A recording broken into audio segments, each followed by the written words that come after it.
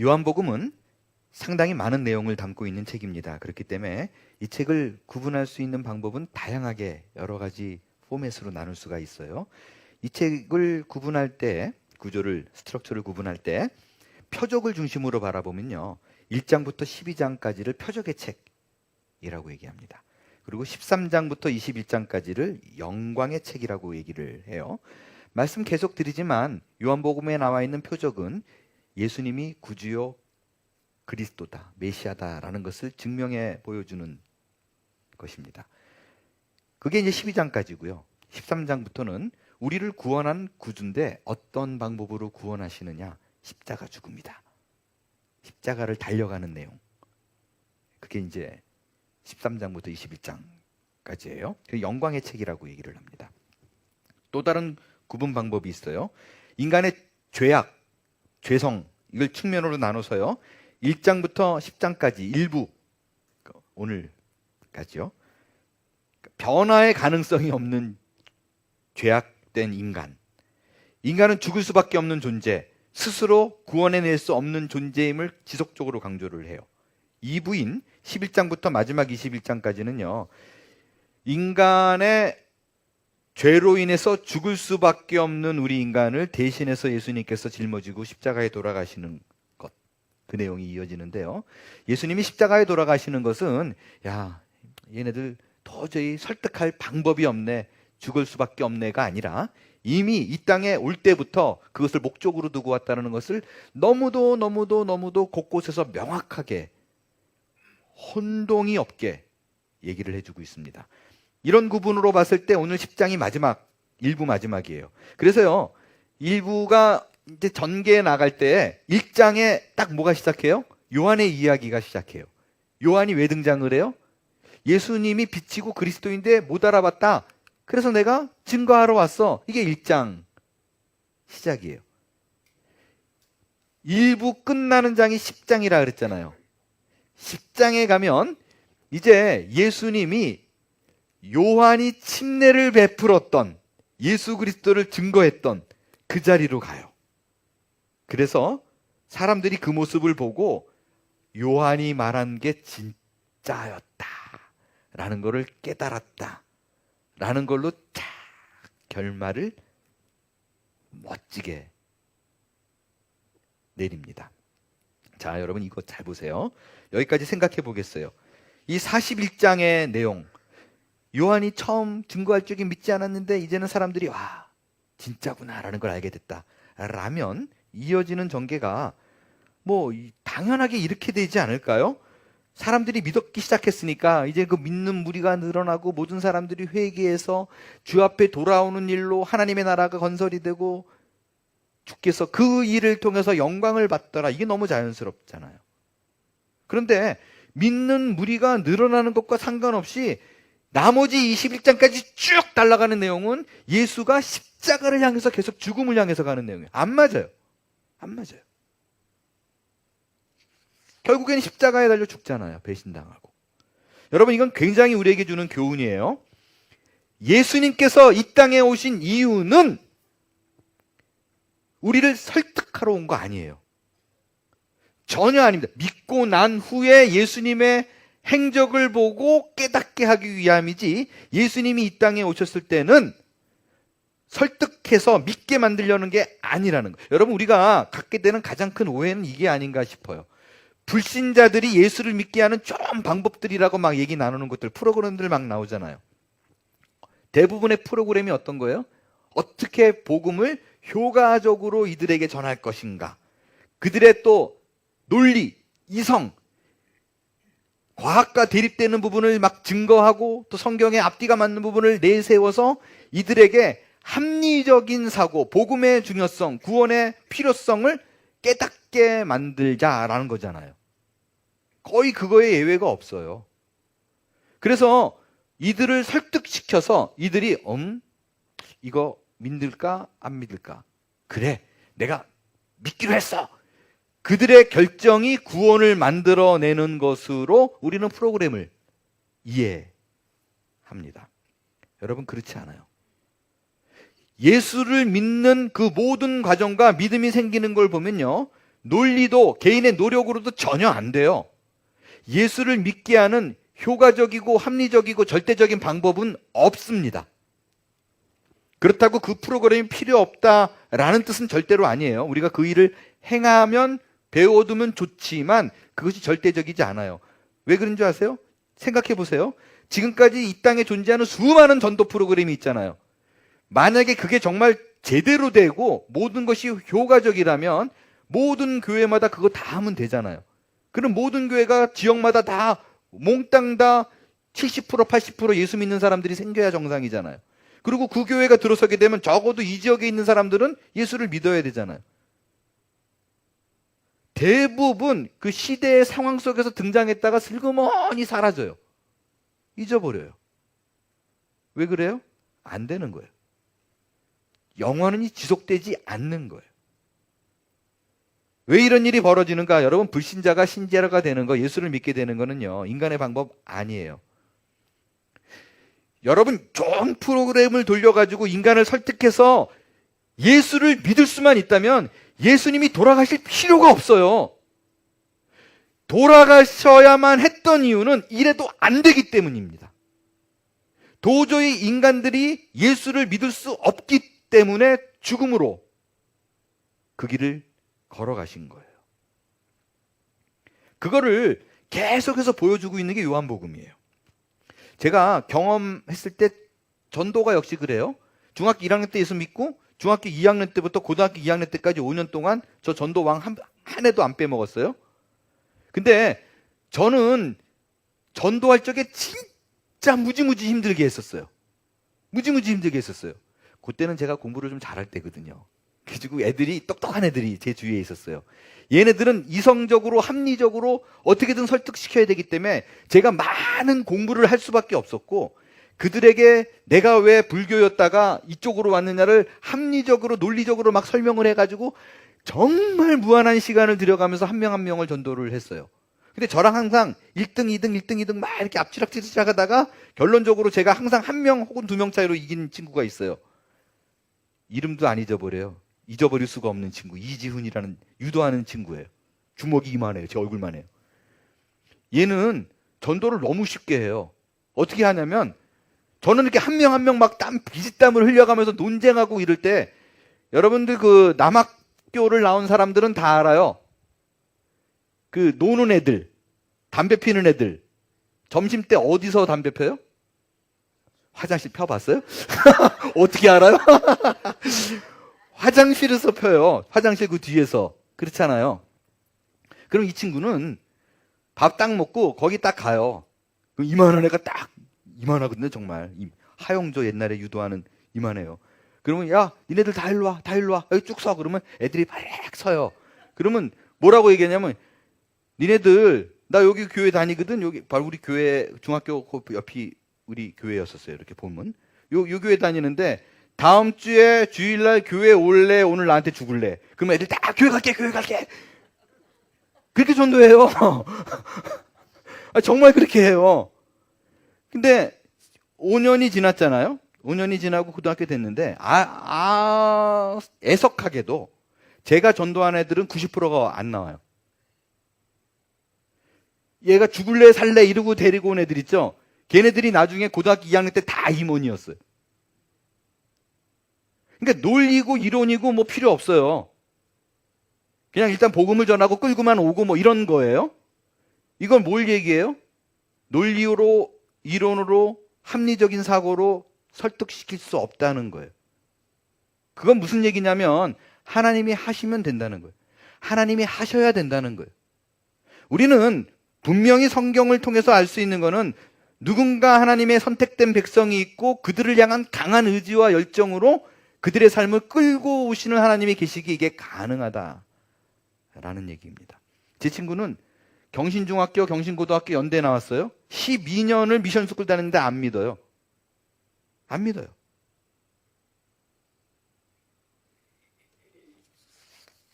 이번에 캘리포니아 코너스톤 교회 목회자 세미나를 가면서 저는 그 어떤 세미나보다도 목적을 분명히 하고 갔어요.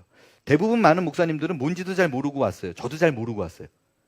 그냥 평신도 사역을 또 교회를 그 소개하는 거다라고 그래서 뭐 체계적으로 뭔가 시스템을 소개하고, 그죠? 목사님의 철학을 배우고 뭐 이런 목적으로 알고 갔어요. 그리고 여러분들, 제가 왜 이걸 목적과 관심을 갖냐면요, 그 미리 말씀을 꼭 드려야 될 게 있어요. 저는 이거를 배워가지고 우리 평신도들을 잘 활성화시켜서 사역을 많이 하게 해서 우리 교회를 든든히 부흥을 하게 하고, 또 교회 이 지역에서의 어떤 건강한 롤 모델을 세우고라는 꿈이 전혀 없어요. 저는 정말로 없어요. 본래 늘 예전부터 목사님은 교회를 향한 꿈이 뭡니까? 그러면 없어요. 그러고 대답했었어요. 그래서 여전히 지금도 저는 그런 생각이 아니라, 제가 계속해서 갖고 있는 궁금증이 800명 교회가 지금 300명이더라고요. 가서 보니까. 근데 어떻게 전원이 모두 그렇게 행복하게 그 일을 할 수 있는가? 1년, 2년이 아니라 짧은 사람이 10년, 한 사역을 15년, 20년, 25년을 그냥 아침 8시부터 주일날이면 밤 10시까지의 사역을 몇십 년째 해요. 빼놓지도 않고.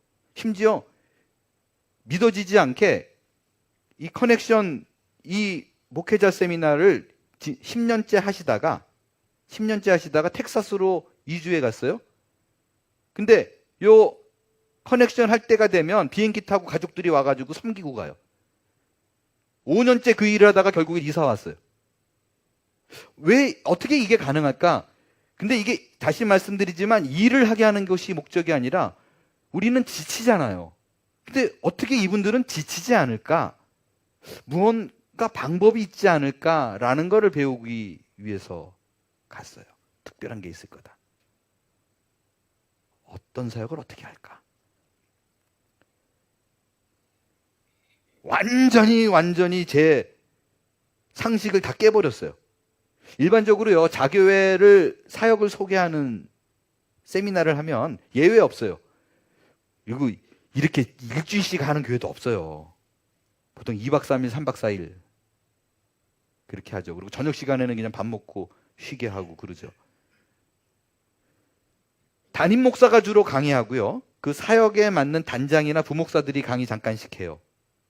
그래서 2박 3일 보통 이렇게 해요.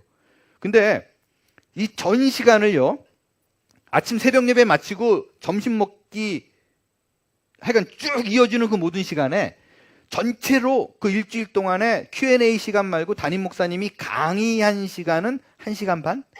나머지는 전부 평신도들이에요. 전부 평신도들이 나와서 하는데 간증 형식으로 얘기를 하거든요. 뭐 간증이라면 10분에서 길면 20분 정도. 근데 그 모든 시간을 채우려면 얼마나 많이 동원이 됐겠어요.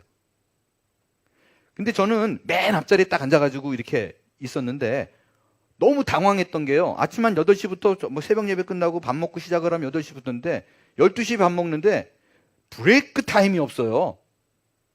자, 잠깐 5분 쉬겠습니다, 화장실, 이게 없어요. 그냥 계속 릴레이로 그냥 이분 간증 끝나고 내려오면 다른 분 올라오고, 이분. 그러니까 저는 화장실 가고 싶은데 못 가는 거예요. 그래서 12시에 밥 먹으면서, 아니 왜 브레이크 타임이 없냐, 다들 화장실 어떻게 해요? 그랬더니 목사님 안 갔어요, 우린 뒤에서 다 왔다 갔다 했어요, 그러더라고요. 아, 다들 그렇게 갔구나, 알았잖아요. 그래서 이제는 제가 오후 시간에는 그렇게 하려고 했는데 못 나가겠어요.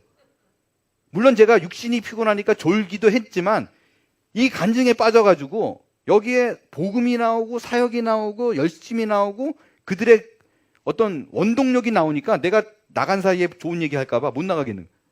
그래서 못 갔어요.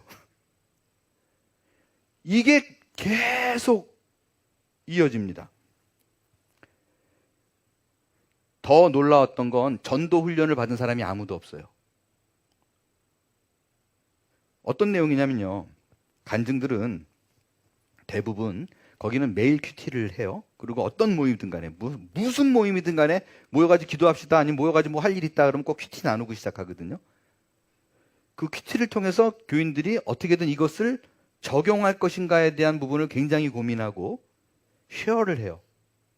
그거를 항상 몇 명이라도 하고 시작하는 게 지난 30년, 교회가 세워진 지 30년이거든요. 이번이 30주년이었어요. 그거를 하고, 또 관계, 목장 모임. 그 서로, 예전에 저는 그 LGMC 보는 것 같아요. 정말 많이 비슷해요. 사역의 폼도 그렇고. 그냥 그 목장 가족끼리는 너무너무 그냥 가족 같아요. 근데 LGMC랑 다른 거는 거기는 300명이 다 가족 같아요. 다 이름 외우고 다 친해요. 이런 일이 있었어요. 제가 방문한 목장이 이분이 62세인데 2년 전에 침례받았어요. 그 전까지는 교회를 욕하는 분이었어요. 2년 전에 침례를 받았어요. 근데 2년 만에 목자가 됐어요. 그러니까 그것도 이제 LGMC랑 비슷하죠. 쉽게 목자가 됐어요. 목자가 됐는데 아니 이렇게 진행하거나 얘기 나누거나 또 말씀을 쉐어하는 게 무슨 전도사님 같이 해요. 근데 가끔 가다가 예수 믿은 지 얼마 안 됐구나라고 느끼는 게 그러니까 찬송가랑 복음송가랑 어떻게 다른 거예요? 이런 거 질문하면 그때서 깜짝깜짝 놀라면서 예수 믿은 지 얼마 안 됐구나 생각되는데 모르겠어요. 그 정도로 그냥 말씀 쉐어를 늘 하다 보니까 모일 때마다 그게 너무 자연스러워요. 근데 그 안에 프랭크라는 분이 한 분 계셨어요. 교회를 다닌 지 10년 됐어요. 그리고 쉐어도 다 해요. 모임도 안 빠져요. 근데 본인이 얘기해요. 난 예수 안 믿어요. 목장도 안 빠져요. 예수 안 믿어요. 그 교회에서 하는 성경 공부 프로그램 했어요. 그래서 그리고 이제 이 테크니션이라 굉장히 이제 이과 계통의 논리가 맞아야 되고 그래서 물어보면 자기는 예수에 대해서 다 알아요. 그리고 왜 필요한지도 다 이해해요. 더 재밌는 건 자기는 믿지 않는데 이게 되게 좋잖아요. 그래서 자기 부모님, 저랑 나이가 동갑이니까 자기 부모님들이 예수를 안 믿으니까 그분들은 전도해요. 예수 믿으면 좋더라.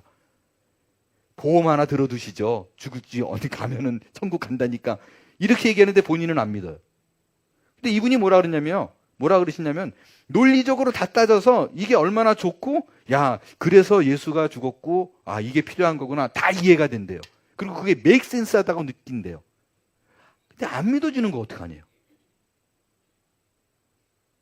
우리 중에도 그런 분이 계실 수도 있어요. 안 믿어진대요. 여러분 이게 무슨 얘기냐면 이분이 논리적으로 합리적으로 이성적으로 부정을 자기는 할 게 하나도 없는데 안 믿어진대요. 그 얘기는 믿음은 상식과 논리와 상관이 없고 이성과도 상관이 없고 하나님이 하셔야만 된다. 그분의 선택이요 그분의 결정이에요. 여러분 이게 이 믿음 하나님이 나를 구원하시고 하나님이 이 일을 행하시는구나. 내 의지와 내 노력과 내 결정이 아니구나를 깨달으면 뭐가 달라지냐면요. 내 신앙의 상태와 내 감정에 따라서 내 삶의 요동이 없어요. 사실은요. 목사 입장에서는요. 여러분이 봉사하면 하나님이 축복하고요. 여러분이 헌신한 대로 하나님이 갚아주시고요. 여러분이 11조 많이 하면 하나님이 더 많은 복을 주시고라고 하면 그거 더 많이 교인들이 충성해요. 이번 주에 빠지는 분들은 10배로 복이 갈 것이요. 그럼 여기 다 채워질걸요? 근데 그건 복음이 아니에요. 그럼에도 불구하고가 복음이에요. 오늘날 교회가 힘을 잇는 이유는요. 기독교 신앙이 내 역량, 내 힘 위에 세워졌어요. 근본이 예수가 아니라 나예요. 내가 넘어지면 하나님도 넘어지고 내가 힘들어하면 하나님도 복을 주다가 말고 그게 안 되기 때문에 예수가 오셨다라는 것을 잊지 마십시오. 예수님도 우리를 설득하려고 그러는 게 아니었다고요. 죽으러 오셨어요. 그걸 상징적으로 보여주는 게 오늘 본문에 등장을 해요. 우리 한 목소리로 22절, 23절 같이 읽을게요. 시작. 예루살렘의 수전절이 이르니 때는 겨울이라 예수께서 성전한 솔로몬 행각에서 거니시니. 여러분 22절 보니까 생뚱맞은 명절이 하나 등장을 하죠. 수전절. 수전절이 뭐예요? 이렇게 떠는 절이에요. 수전. 여러분 유월절, 무교절 이런 거나도 수전절 처음 들어보죠. 왜 처음 들어보는지 알아요? 요한복음에 한 번 나와요. 요게 하나 나와요. 그리고 율법에 없어요. 율법에 없는데 겨울에 유대인들이 큰 명절로 지켜요. 그러니까 수전절이라는 뜻이 영어로 말하면 The Feast of the Dedication, 헌신 축제예요. 기원전 1960년에 안티오쿠스 에피파네스가 예루살렘을 파괴해요. 그리고 이 안티오쿠스가 유대인들이 성전 사랑하고 돼지 안 먹잖아요. 그러니까 돼지 피를 성전 안에 막 뿌려요. 그리고 거기서 제우스 신에게 제사를 해요. 모욕이죠. 그러니까 이걸로 인해서 유대인들이 여러분이 잘 아는 마카비 혁명이 일어나는 거예요. 그래서 기원전 164년에 잠시 독립을 해요. 그리고 이제 그 혁명을 통해서 돼지 피를 치우고 제우스 신상을 부수고 이제 하나님께로 갑니다. 나는 주를 경배하고 하나님 앞에 내 모든 것을 바칩니다. dedicate 하기 위해 게 수전절이에요. 예수님이 요 수전절하고 4개월 있다 돌아가세요. 이 수전절의 의미가 성전을 하나님께 드린다는 거예요. 근데 너무 아이러니하죠. 예수님은 본인이 성전이라고 얘기를 하셨어요. 참 성전인 예수 그리스도가 왔는데 그냥 모형만 쳐다봐요. 그리고 예수님이 어디에 계시냐? 솔로몬 행각에 계신데요. 솔로몬 행각이 뭐냐면요. 이게 성전이에요. 이 성전은요, 이렇게 여러 겹으로 돼 있어요. 그래서 여길 뚫고 들어가면 뭐가 있고, 여길 뚫고 들어가면 뭐가 있고 그러는데, 이방인의 뜰, 이방인만 있을 수 있고, 이 안에 못 들어가요. 개돼지잖아요, 이방인은. 그죠? 근데, 그러니까 여러분 마태복음에 예수님이 상을 뒤엎고, 그게 여기에요. 여기서 뒤집어 엎었어요. 그래서 이방인의 뜰은 문 열고 들어가면 여인의 뜰이 나와요. 유대인 여자만 들어가요. 그리고 유대인 여자가 못 들어가는 게 이제 안 나와 있는데 제사장의 뜰이 있고 성소가 있고 성소 안에 지성소가 있어요. 제사장 뜰에는 아무 유대인도 못 들어가고 제사장만 들어가고 지성소에는 또 대제사장만 들어가요. 뭘 얘기하냐면 겹겹이 어떤 그 수준과 레벨을 의미하는, 그죠? 들어갈 수 있고 잘라내고. 예수님은 성전이신데 예수님이 어디 있어요? 솔로몬 행각에 있어요. 가장 변두리에 있어요. 중심에 안 계세요. 인간들은 하나님을 경배하고 하나님을 숭배하고 하나님을 찬양하고 하나님 앞에 모든 걸 드리겠습니다라고 성전에서는 고백하는 성전이 옆에 있는데 쳐다보지도 않아요. 극명한 대조입니다. 그래서요, 인간이 아무리 노력하고 율법을 다 지킨다고 해도 헛거를 본다는 거예요. 그래서 극명하게 참된 예수를 내가 보지 못하고 인간의 노력으로만 무언가를 이루려는 사람들은 실패다라는 것을 보여주고 있는 거예요. 그래서 예수님이 저 성전을 부숴야 내가 보여요. 참된 구주가 보여요. 그래서 본인을 부순 게 십자가예요. 성전을 부숴버리는 의미로.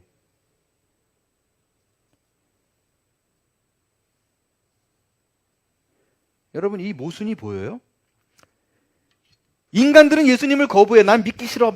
야, 뭐 네가 메시아야, 그리스도 아니야, 날 구원한다고 웃겨 그러고 거부하고 배척하고 솔로몬 행각까지 밀어내는데 예수님은 끊임없이 그들을 향해 다가오고 추적하셔서 그들을 품으려고 해요.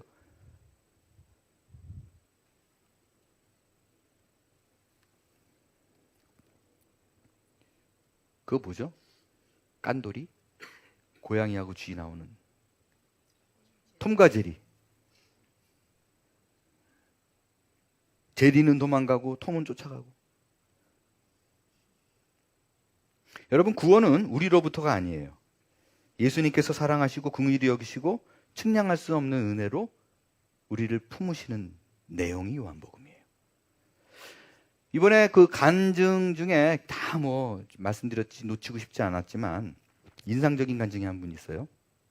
박지웅 간사님이라는 분이에요. 71년생이신데 본인이 나와서 간증을 하시는데 20년 전에 자기는 그 얘기 들어봐도 거의 뭐 강아지 수준으로 살았어요. 고등학교도 간신히 졸업하고 술과 마약에 찌들어가지고 음주운전 두 번씩 걸려가지고 뭐 추방당할 위기에 놓이고 그래서 안 되겠다 싶어가지고 2년제 대학을 들어갔는데 2년제 대학을 들어가서도 뭐 하여간 꽤 오랫동안 있다가 졸업하고 뭐 그러다가 이제 예수를 믿게 돼가지고 노래를 좋아하고 그러니까 찬양팀에 했는데 술 먹고 막 또 이렇게 뭐 하여간 뭐 완전히 형편없는 삶을 살았었어요. 그러다가 어느 날 자매를 좋아하게 됐어요. 이 자매는 바른 생활 아주 어릴 때부터 딴 거는 바라보지 않고 오로지 주님과 학교 생활, 가정, 교회밖에 없는 끊임없는 구애 끝에 연애가 시작됐어요. 사람들이 결혼하자는 얘기가 나오잖아요. 남자는 막 좋아가지고 얘기하는데 어느 날 그 담임 목사님이 옥상에 올라갔는데 이 여자가 아니라 죄송해요, 잠을 못 자서 이 자매가 옥상에서 거의 통곡 가까운 수준으로 엉엉 울고 있더래요. 그래서 기도하는 줄 알았더니 진짜 통곡이더래.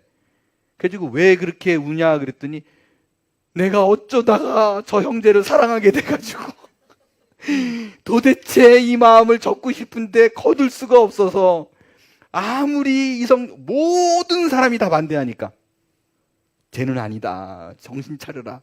근데 이 마음을 거둘 수가 없어서 어떻게 좀 하나님께 해달라고 울고 있는 거예요. 이거 내 사랑을 좀 안 하게 해달라고.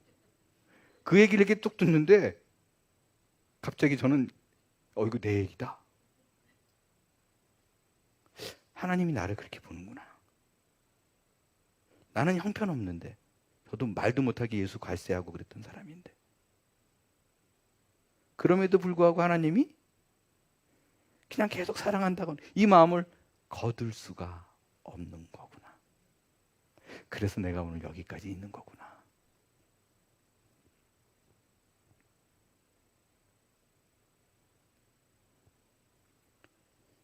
지금은 어떻게 됐냐? 결혼하고요, 탄탄한 신앙.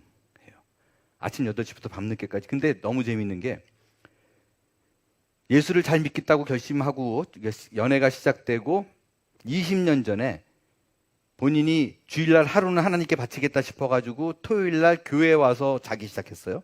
매주 토요일. 근데 이런 데서 자니까 그 간사를 위해서 방을 하나, 잠자는 방을 막 교회에서 만들어줬어요. 평일에는 이제 선교사들 와가지고 자게 하고 뭐 그러고 토요일 날에는 그분이 와요. 근데 결혼했잖아요. 그러면 애 다 생겼어요. 뭐 안 되잖아요. 그러면 여러분 어떻게 하시겠어요? 죄송합니다.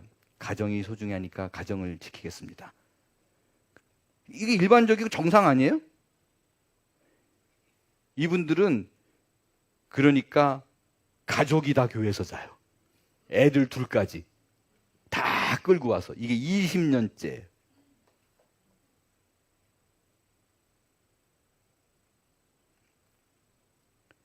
근데 너무 기쁘대요.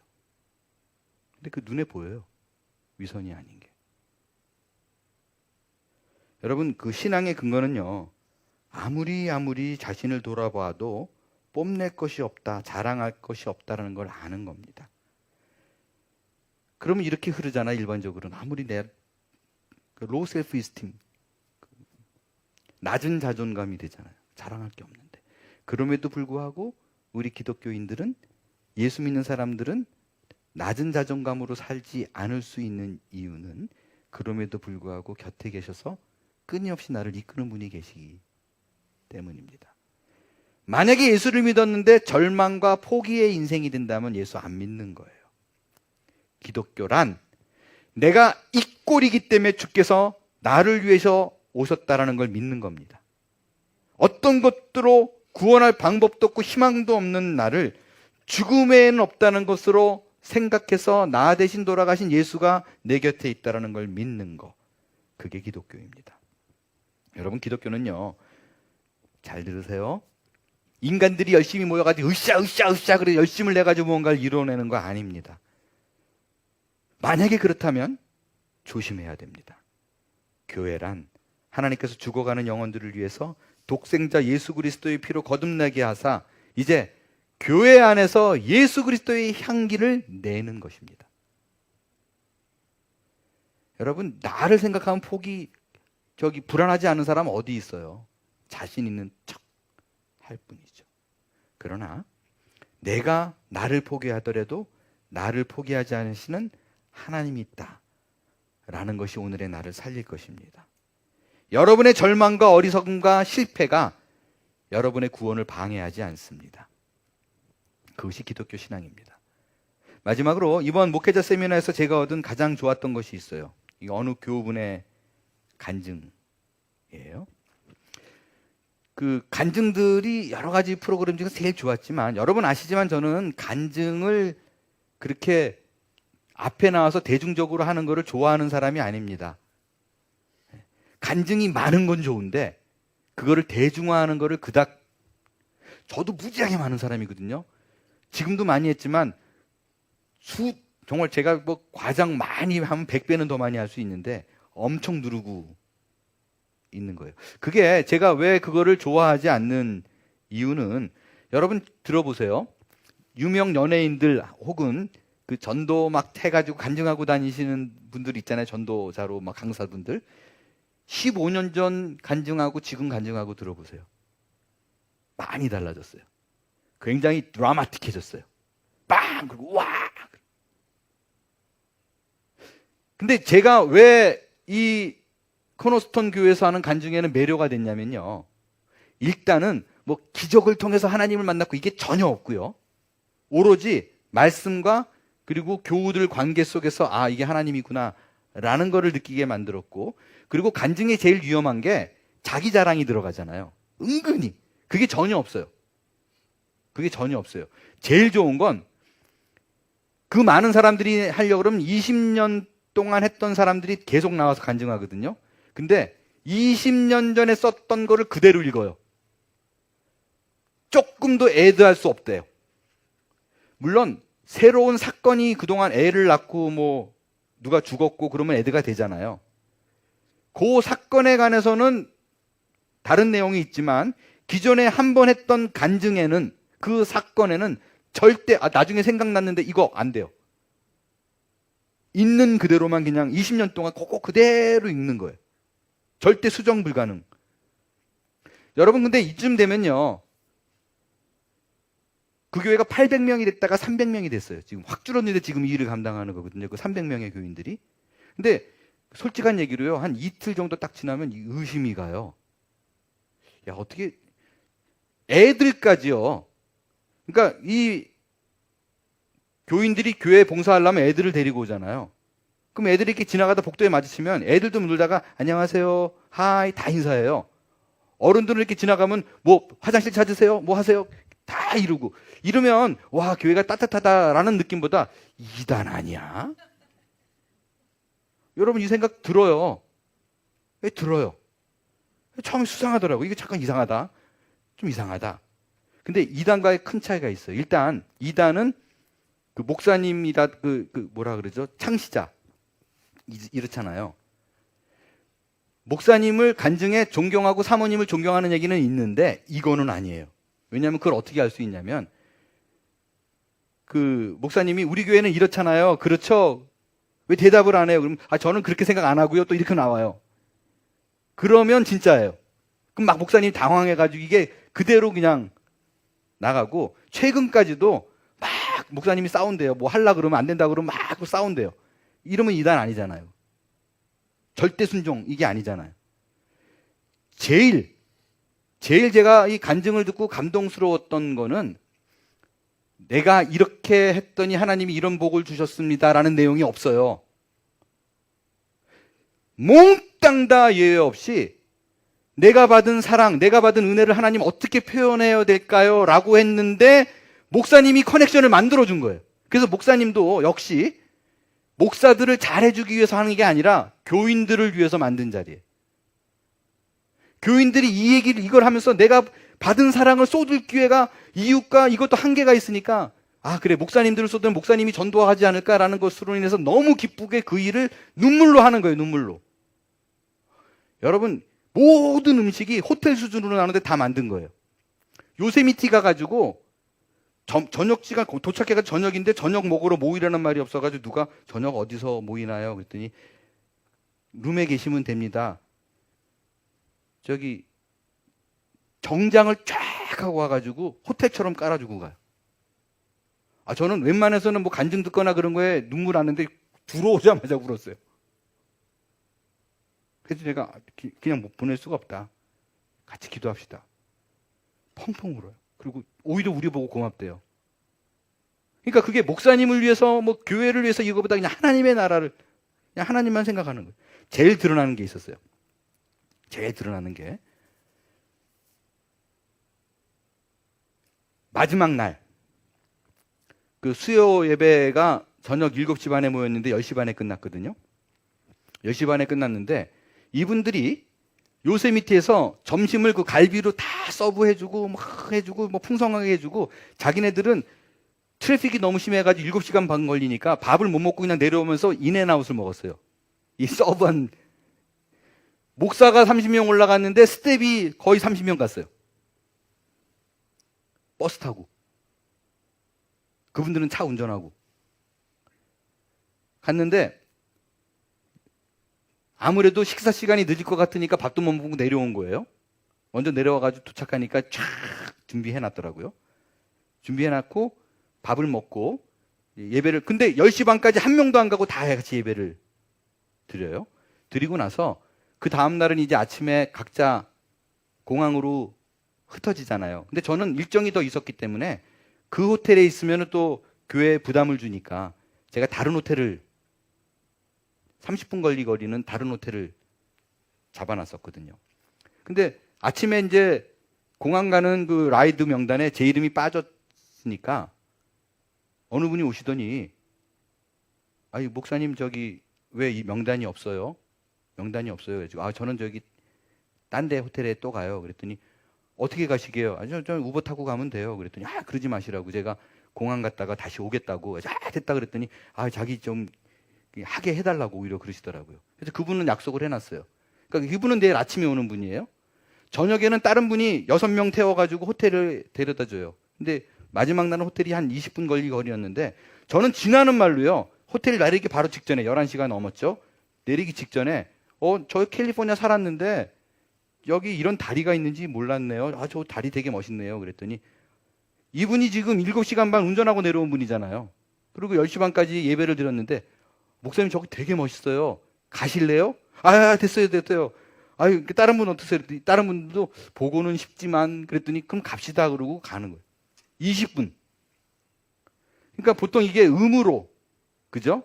의무로 책임감으로 했으면 내려다 주고 오고 보고하면 끝인데 그걸 또 40분 운전했어요. 이 사랑을 받고 너무 감동받았는데, 그 다음날 저는 10시에 출발한다니까 이분이 오셨어요.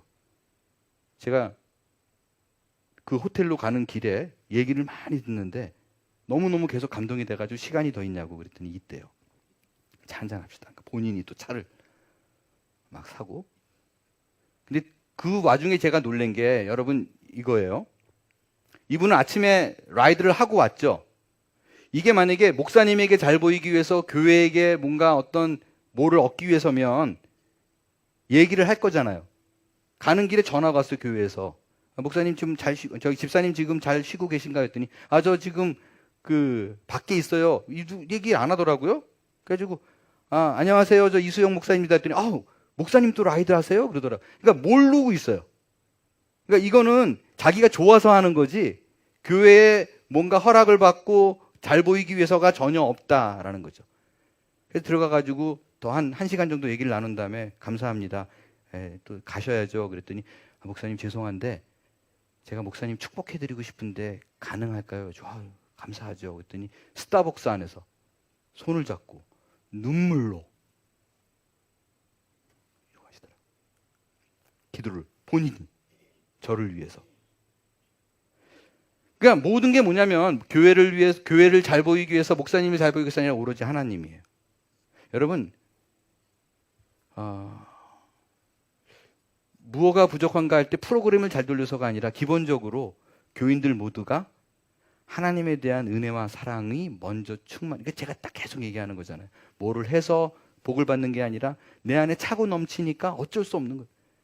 그건 오로지 말씀으로 계속 묵상하고 말씀으로 나누고, 나는 결심했고 나는 행했기 때문에 하나님이 복 줄 거다 해서 벗어나서 먼저 복음을 확인하십시오. 그리스도의 십자가를 확인하십시오. 그거를 요한이 이 일부를 끝내면서 지속적으로 확인하고 싶은 것입니다. 이제부터 여러분은요, 여러분의 감정과 여러분의 상태, 여러분의 실패들로 가슴치고 웅크러져 있는 것에서 벗어나세요. 우리의 희망은 부족한데도 불구하고 포기하지 않으시는 하나님이 계신다라는 것입니다. 예수님이 여러분을 소유하기 때문에 여러분의 인생은 포기가 될 수 없음을 기억하십시오. 여러분의 인생을 하나님께서는 자유의지라는 것으로 놔뒀지만 결코 가만두지 않을 것입니다. 이 얘기는 번나가면 매는 든다는 얘기예요. 매를 맞아도 주님의 뜻이 어디인가를 확인하시고 오늘의 삶 이 삶 속에서 그리스도를 증거하고 표현하는 저와 여러분이 다 될 수 있게 되기를 기대합니다. 일어나 찬양하겠어요.